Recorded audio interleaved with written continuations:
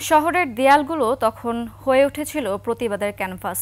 সেই দেয়ালচিত্রগুলো শুধু ছবি নয়, ছিল এক বিস্ফোরিত বিবেকের ভাষা। তবে বছর না ঘুরতেই যেন সেগুলো হারিয়ে যেতে বসেছে। ঢাকার অলিগলি ঘুরে দেখা যায় এক এক করে সাদা রঙে ঢেকে ফেলা হচ্ছে সেই চিহ্নগুলো। আলী আহমেদ রুবেলের ক্যামেরায় হারিয়ে যেতে বসা জুলাই আন্দোলনের গ্রাফিতির খবর জানাচ্ছেন মাহতাব মিনহাজ।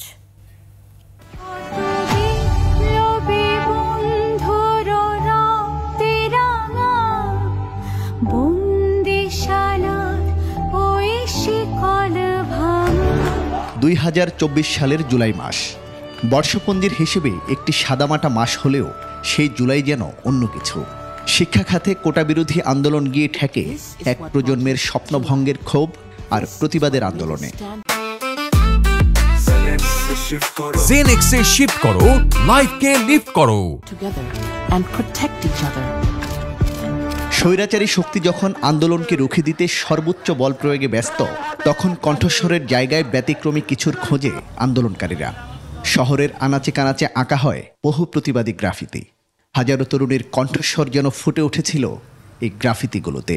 নতুন করে একটা প্রতিবাদের আগুন জ্বালানোর জন্য তখন আমাদের তরফ থেকে কয়েকটা কর্মসূচির ঘোষণা আসে। তার মধ্যে রিমেম্বারিং আওয়ার হিরোজে সেখানে হচ্ছে আমরা এই দেয়াল লিখনের জন্য সবাইকে আহ্বান জানাই। বছর ঘুরতে না ঘুরতেই একে একে হারিয়ে যাচ্ছে এই চিত্রকর্মগুলো। মুছে ফেলা হচ্ছে ইতিহাসের রঙিন চিহ্ন, যার হৃদয়ে রক্তক্ষরণের অনুভূতি দিচ্ছে আন্দোলনকারীদের। বলছেন গ্রাফিতি মুছে ফেলার মধ্য দিয়ে চলছে আন্দোলনের স্মৃতি মুছে ফেলার ষড়যন্ত্র। দাবি জানান আন্দোলনের অন্যতম এই অনুষঙ্গ সংরক্ষণের।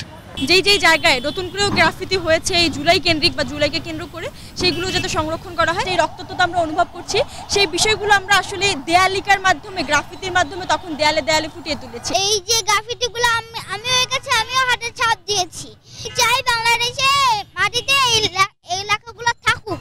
অনেক দেশেই আন্দোলনের শিল্প সংরক্ষণ করে রাখা হয় জাদুঘরে, ছবিতে বা ভিজুয়াল আর্কাইভে। বাংলাদেশেও কি এমন কিছু করা যেত না? রাজনৈতিক বিশ্লেষকরা বলছেন, যে কোনো গণ আন্দোলনের দাগ মুছে ফেলা মানি ইতিহাসের গুরুত্বপূর্ণ সময়কে হারিয়ে ফেলা। জুলাই বিপ্লবের এই যে স্পিরিটটা, এটা তো ভবিষ্যৎ প্রজন্মের জন্য আমাদেরকে ধরে রাখতে হবে। যেমন আমরা রেফারেন্স হিসেবে 69-এর গণ অভ্যুত্থানের কথা বলি। এই দেয়ালটিতেও একসময় ছিল জুলাই আন্দোলনের বিভিন্ন রকমের গ্রাফিতি, যেই গ্রাফিতিগুলো বলছিল সাহসের কথা, লিখেছিল মানুষের আকাঙ্ক্ষার গল্প। কিন্তু সেই দেয়ালই আজ রঙের ফ্যাকাশে দাগ, যেন ইতিহাস মুছে ফেলার এক নীরব প্রচেষ্টা। কিন্তু দেয়াল থেকে মুছে ফেললেই কি ইতিহাস বা স্মৃতি মুছে ফেলা যায়?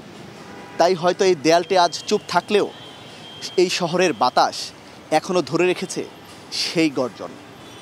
মাহতাব মিনহাজ, 21 টেলিভিশন, ঢাকা।